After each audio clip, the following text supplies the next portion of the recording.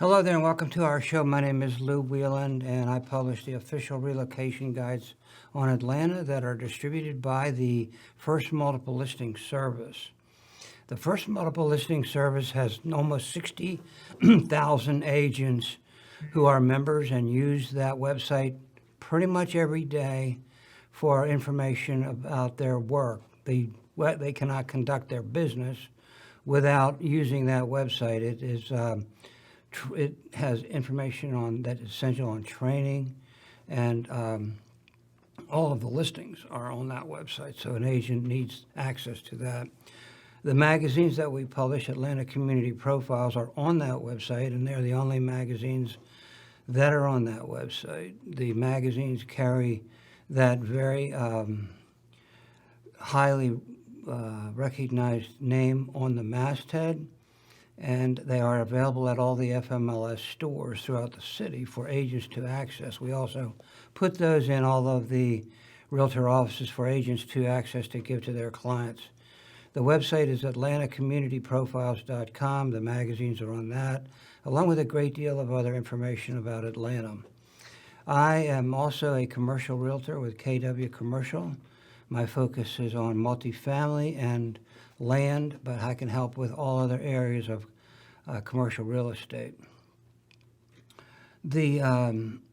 Every week we interview community leaders, and it is our honor today to interview Dr. Stuart Gulley, who is the president of Woodward Academy. And the Woodwards, welcome to our show, Dr. Gulley. It's a pleasure to have you on the program. Thank you. I'm honored to be here.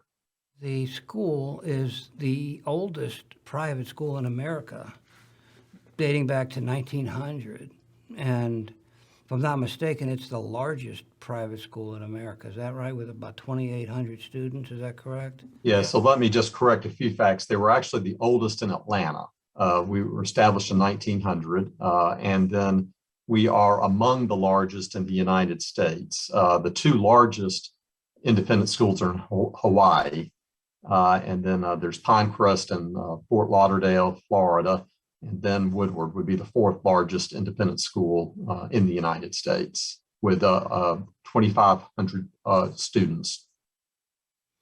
Well, we have gone through your website a little bit, and while we're talking, we're showing photos from your website, which is extremely well done, and the viewers have the opportunity to see some of those from your website. And you know, the school has students from pre-K right on up to 12th grade, and 100% almost of all your graduates go to college, and from a lot of schools, from all ranges of, from Harvard on, you know, to who knows what, every other major highly prestigious schools.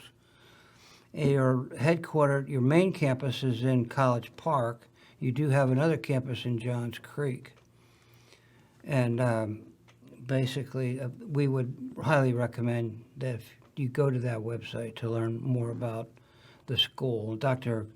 Gulley is highly recognized throughout the city and throughout the country. In 2016, he was recognized as the most admired college president in America, I guess. And then 2016 and 2013, you've received another award for one of the most influential people in Atlanta, and among the top 500 most powerful people, most influential people in the city. And one of the things that occurred to me when I was going through your website is the fact that you do emphasize inclusion, diversity, and you talk a little bit about the benefits of that priority. And it has been a common thread throughout your leadership, for sure, at the school.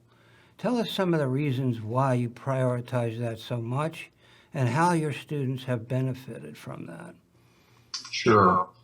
Well, it might help for me to put in context our diversity. One of the things that we really celebrate about Woodward is that we are diverse in virtually every respect imaginable, not just in terms of race and ethnicity, but also religion, different learning styles. We have a broad geographic reach of Atlanta. We pull from 23 different counties in the metro Atlanta region. My predecessor used to say that Woodward is Atlanta's 100,000 mile daily miracle. That if you calculated all the miles traveled by students and employees to get to campus each day, it would approximate about 100,000 miles, which is another example of our diversity.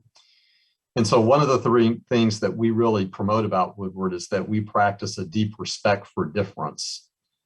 We recognize that the larger world outside of Woodward is a representation of the richness of humanity in every respect.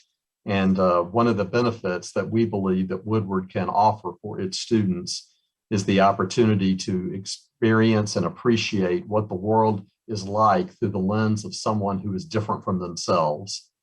And in a world where we are so divided right now, culturally, particularly in the United States, I get very motivated by our work at Woodward because I believe that we are preparing citizens who will go out into the world, both through their college and university experience and beyond, to be representatives of what it means to engage in civil dialogue, to honor and respect and treat others with a level of integrity that we find so lacking in the world today.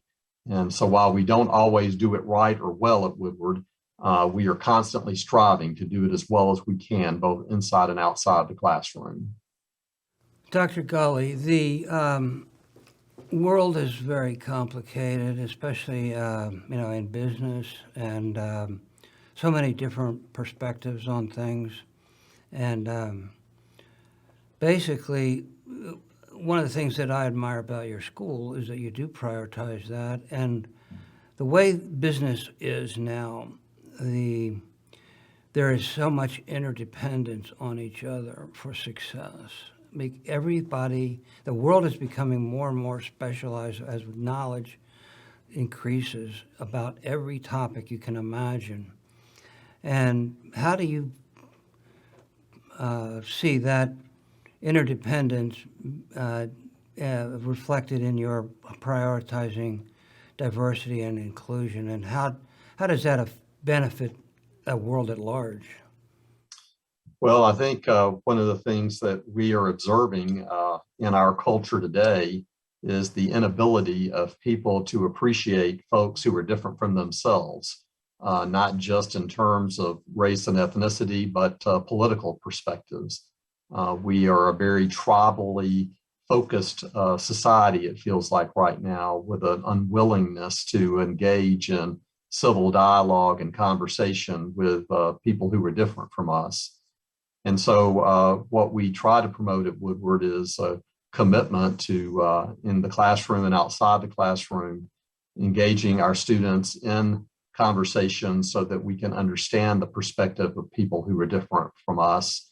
And while we don't always have to disagree or agree, we can learn to disagree, but do it without being disagreeable.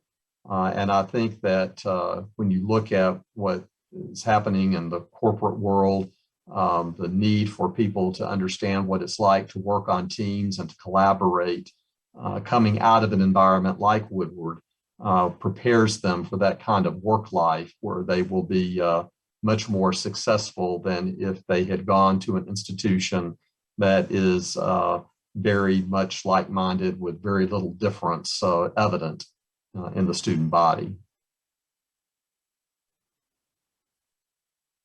World is such a complex world in business and politics that we are extremely dependent on each other. And I admire the way that you guys address that and teach that and emphasize that very much. And I thank you very much for the contribution that you make to that goal. Thank you. The faculty, I looked through the faculty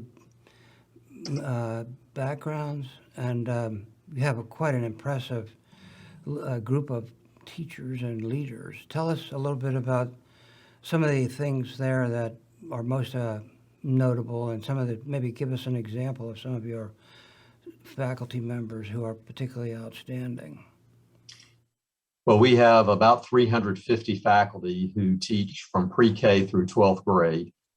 They all, of course, have undergraduate degrees. The vast majority have master's degrees, with some even having earned their specialist and doctoral degrees as well.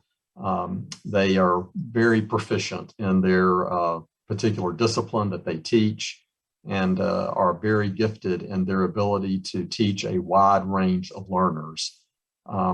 We are fortunate at Woodward that we tend to have great staying power with our faculty. It's not uncommon that once we hire a faculty member, they typically stay here until they retire. This year, for example, we have 15 people who retired from Woodward, representing 25 years of an average tenure teaching here. Some who have been with us for 40 years or more. One of those faculty members is a man named Scott Crook, who teaches English in our high school, and it teaches actually exclusively our seniors, and is highly sought after for his ability to make the subject matter come alive of what he is teaching. In that course, he also helps our students write their college essays. He's fond of saying that over his 40-year teaching career, he has had students to apply to about every college and university in America, and he takes credit for having been admitted to every college and university in America. But we also have very strong program in the arts. It's from visual and performing arts. We have faculty who are truly outstanding. We have a faculty member who has been with us for over 30 years who teaches ceramics and a course in jewelry making. So we are very fortunate that our faculty are so committed to the work that they do and helping to inspire the minds and souls of our students, and who I think believe that they have a great environment in which to teach their particular discipline. And I think that's one of the reasons why we are able to retain them for as long as we do. Well, you know, I worked for the Wall Street Journal for 22 years. I was a Southeast manager for 10 of those, and I learned a few things about business. And one of the things I learned was that as the leader goes, so goes the company. And there were a lot of great leaders in our country. The publisher of Forbes magazine years ago said that, and I never forgot that. That was about a long time ago. What are some of the leadership qualities that you emphasize in your role as president of Woodward Academy?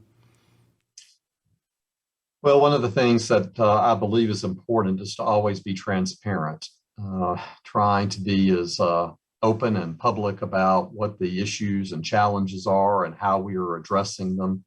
I made that commitment when I first came to Woodward, that for as long as I'm here, they could always count on me being open and honest about the direction that the school is headed, and try to practice an open door policy. Now, not that people come into my office all the time, but I get lots of emails from employees and regularly engage them. And we even have an I wonder section on our website, our intranet, for our employees, where they can ask a question or offer an observation that they might want to bring to my attention. And they can do so anonymously, even if they wish. So transparency, being available, being visible. I try to make my presence known throughout the campus as my schedule allows. Obviously, in these last 2 years of dealing with COVID, it has been a challenge for every leader. And while we have not always made decisions that everyone has agreed with, I think that I've at least been able to try to provide the context for our decisions. And whether people agree with me or not, at least they understand the logic and the rationale for the decisions that we made, particularly around COVID. And then I think just trying to operate with a servant heart. I'm fond of quoting Max Dupree, who is the former CEO of the Herman Miller Company, who says that the first job of the leader is to define reality. The last job of the leader is to say thank you. And in between, the leader is to be a servant. And that's sort of the mantra by which I try to operate. Now, that sounds like it applies to students. How does that play out with regards to managing your faculty? Yeah, so we certainly encourage a similar level of transparency and availability of our faculty to students. They are on the front lines transforming these lives, and obviously families are paying a significant amount of tuition and have the right to expect that faculty are going to communicate with the students as well as with the parents about the experience of their children. And we also attempt through our educational effort to encourage service by our students. So there are numerous service opportunities in all 5 of our schools for our students to find ways to give back and to make a difference. And that is modeled for them by our faculty as well. I noticed that in your website as I was reading along on your website, and that's so important to contribute to the community. And so thank you for that as well. And, you have 2 campuses. Can you describe the difference between the 2? Right. The historic heart and center of the campus is located in College Park, not far from the Atlanta airport. This is where we were founded in 1900. And here on this main camp, what we call the main campus, we have a primary school for grades pre-K through 3rd grade, a lower school for grades 4 through 6, a middle school grades 7 through 8, and an upper school grades 9 through 12. And then in 1990, a developer in Johns Creek, Georgia, before Atlanta had ever made its way out to Johns Creek, knew that Atlanta was making its march that way, and that the developments that he wanted to put out there of neighborhoods would need a quality independent school. And so he approached our board of trustees at the time and said, I will give you 19 acres of land if you'll locate a campus here. And the board agreed to do that. And in 1990, we opened what we call Woodward North, which is a pre-K through 6th grade program. And for students that continue on with us after the 7th grade, they come down to the main campus to take their middle school and upper school offerings. We have a bus system that goes to 36 different bus stops every day, transporting approximately 600 students to the campus, both here in College Park as well as at Woodward North. And so for those students at the Johns Creek campus in Woodward North, when they complete 6th grade, there are 2 buses a day that depart from up there that come to the main campus transporting students. And then we have 2 buses in the afternoon that run. We have what we call the after school bus and then the late bus, which leaves our campus at 10 after 6 each day, taking students back to those 36 different stops, 36 different buses going out. And the late bus accommodates students who are in our after school activities, sports, arts, other activities in which they might be engaged. So between the main campus and Woodward North, we have 2,525 students enrolled. Tell us a little bit about your athletic programs and the emphasis that you and priority that you placed on that area of education. Yeah, so we have a very robust athletic program. We offer over 20 varsity sports and all the sports that you would expect. In addition, we have an ultimate frisbee program, a clay shooting team, and a riflery team as well. We are a part of the Georgia High School Association, GHSA. We're in classification 5. And we have a region assignment in that, and we have had huge success in our athletic programs. Our women's basketball team just won another state championship, a back-to-back feat for them. And it's very common that in tennis and all the sports, but tennis, soccer, basketball, baseball, football, that we typically make it into the playoffs and typically go well into the playoffs, often winning state championships. And a little bit about your special interest, extracurricular type programs that you offer students. Could you just briefly cover that? Sure, we offer everything from the Model UN program to an interfaith program to the Christian Fellowship of Athletes. Then students who have particular interests can develop their own programs for things like chess and equestrian interests. And then, as I was mentioning earlier, there are a lot of social service opportunities that our students can take advantage of through various clubs. We have in our high school our service leadership board, and those students are assigned to do service throughout the area, not just here at Woodward, but throughout the Atlanta region. And then we have a peer leadership program that pairs our upper school students with ninth grade incoming students to help them navigate the upper school experience. What about I noticed that you have a master's in divinity, is that correct? I do. Mm-hmm. And how does that impact the religion and spirituality concept or culture of the school?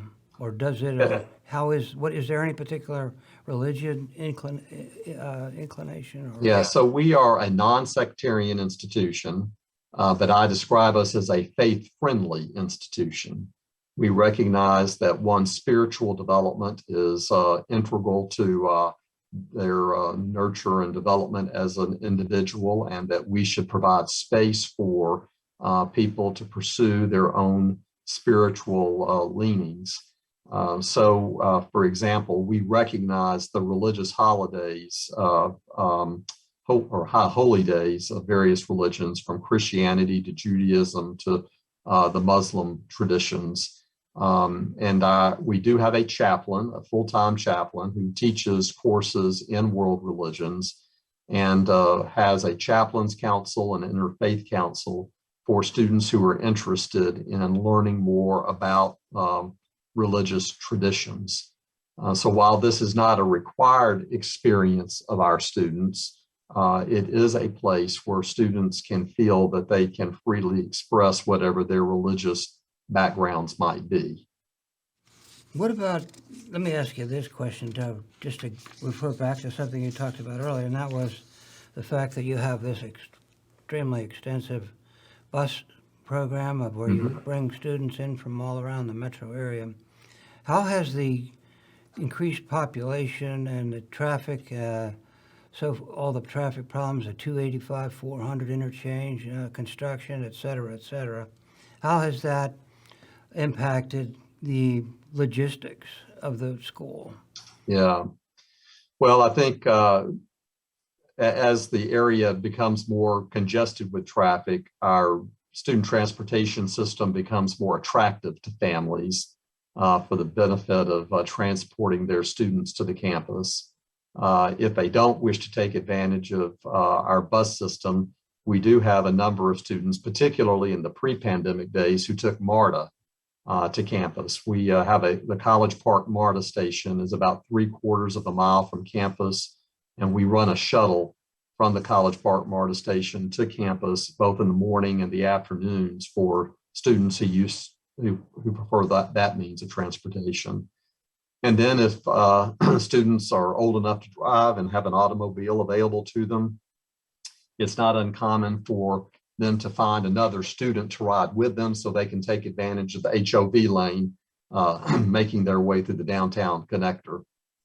So through a wide range of ways, people are finding it possible to get to campus. And in some cases, families just decide that they want to move to College Park, that they are so committed to their children being here and to trying to minimize the commute that they elect just to move into the College Park area, which is a a national historic city in terms of being the fourth largest national historic registry in the state of Georgia.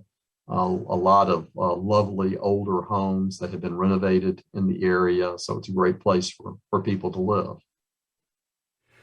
Well, we only have a few minutes left, Dr. Gulley. I just want to wrap it up by asking you one question, and that is, what are some of the things that you are most proud of accomplishment-wise and some of your goals for the future? Well, we had 275 students graduate this past May, going to 113 different colleges and universities around the world, 3 of them outside the United States. So I am always proud of the students that we prepare and for the places that they go, the wide range of interests that they have. There's nothing like a graduation ceremony, and I always find that as the high day of the year for me is our graduation. And just the opportunity to be involved in the lives of these young people and to send them out to college and university and the life beyond that in terms of what they will be accomplishing. Our strategic plan that we have just recently adopted calls on us to recommit ourselves to continuing to offer an unparalleled student experience. And families that choose Woodward, I think, will find us a place where we are very focused on the student experience, making it a quality undertaking for them and offering all the preparation that's needed for college and life beyond Woodward. And finally, I guess I would just say that we believe that we represent Atlanta at its very best in all that we do and say, and the people who come to this institution with our wide range of diversity. We think that we represent Atlanta at its very finest. You and the Atlanta Braves. Basically, I had the president, Mike Plant, was on my show last week, and I just told him, that they certainly are great role models around the world showing what a great baseball city we are. It's not only the way they play baseball, but the entire organization is a phenomenal role model. And the same applies to you and to your great school.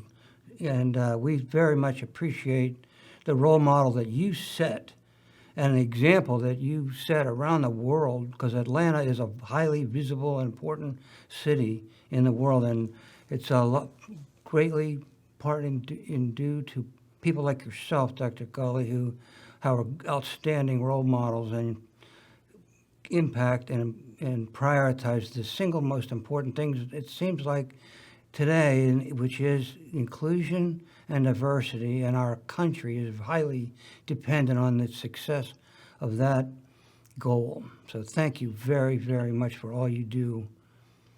Well, thank you, and thank you for this opportunity. Thank you for listening. And again, my website is atlantacommunityprofiles.com. You will be able to see this interview again in its entirety on that website. And we will be sending this out to all the realtors and many other people throughout the country via MailChimp and other social media platforms. So stay tuned. Thank you for listening and have a nice day.